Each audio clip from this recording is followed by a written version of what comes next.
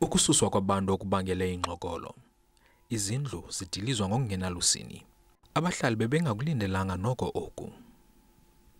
Abanye babahlali bazamile ukusindisa okushiyekileyo kumaterial, kodwa ke kwabanye umbono wezindlu zabo zidiliziwe khange ukwazi unyamezeleka. Siqatshiwe ke ngokuba kulo rhulumente masiphile kwaliphina ilizwe. Masiphile kwaliphina ilizwe. Sihlukumezeka kwangaphambili ootata. Xa sizama nabantwana sizama uba sihlale abantwana sibe neshelter. Kwehle into enjengalena kubuhlungu. Andikwazi ubakhontrola abantwana bam bayalila okokoko.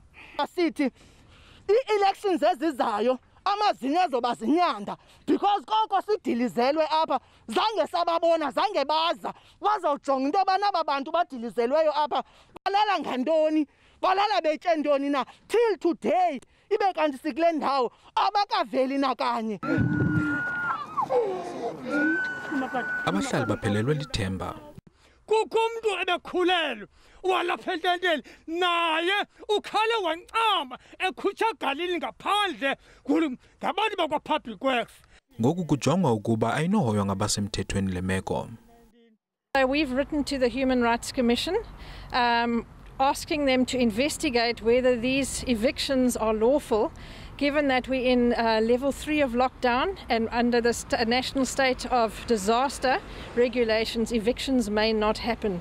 Ikomiti ejongene namalungelo oluntu inqinile ukuba isifumene esi sikhalazo. Isebe lezemisebenzi yoluntu lisimele esi sigqibo lisithi okukhutshwa kwaba bantu kulaa ndawo kusemthethweni.